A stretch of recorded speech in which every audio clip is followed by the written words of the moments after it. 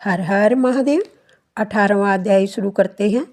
इसमें महर्षि वशिष्ठ जी महाराजा दिलीप को माघ स्नान का फल और महात्म्य की जानकारी देते हैं।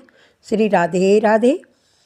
नैमिषारण्य तीर्थ में माघ महात्म्य सुन रहे 88,000 ऋषियों से सूत जी ने कहा, हे ऋषियों, भगवान दत्तात्रेय जी द्वारा वर्णित माघ महात्म्य मैंने आपको बताया।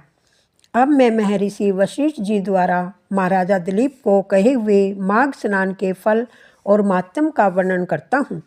इसका ध्यानपूर्वक श्रवण कीजिए। महर्षि वशिष्ठ जी ने कहा, हे राजन, माघ मास में नियम पूर्वक किए गए स्नान के संपूर्ण पुण्य फलों के वर्णन की सामर्थ्य तो देवताओं में भी नहीं है। श्री राधे राधे। माघ स्नान समस्त यज्ञों, दानों और व्रतों में श्रेष्ठ है। समस्त श्रेष्ठ दानों से प्राप्त होने वाले फल माघ स्नान करने से प्राप्त हो जाते हैं। हे राजन, यह ब्रह्म ज्ञानी के समस्त सद्गति को प्राप्त कराता है।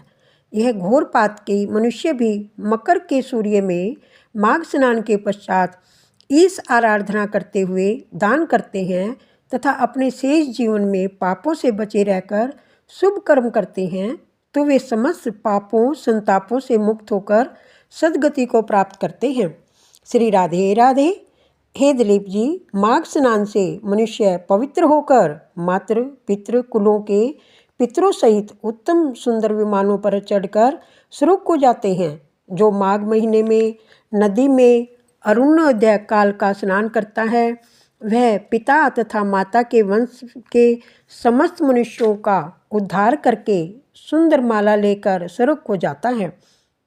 सदा के पापी दुराचारी कुकर्मी मनुष्य भी माघ स्नान करके हरि की पूजा करने में पाप के बड़े समुदाय से निर्मुक्त होकर भगवान के सदृश शरीर वाले हो जाते हैं। श्री राधे राधे। पाखंडी मनुष्य भी प्रयाग में स्नान के महीने में 3 दिन स्नान करने से सज्जनों की गति को प्राप्त होते हैं। संसार में पुण्य तीर्थों में माघ महीने का स्नान मनुष्य को अत्यंत श्रेष्ठ है। इससे मनुष्य ब्रह्म देवताओं की दशा को प्राप्त करता है, इसमें संदेह नहीं। श्री राधे राधे।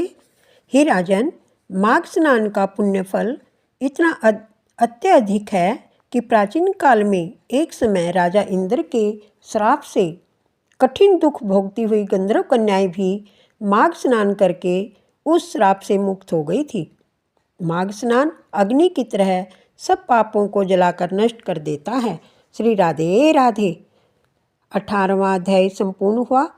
श्रीमन नारायणी नारायणी हरि हरि, लक्ष्मी नारायणी नारायणी हरि हरि।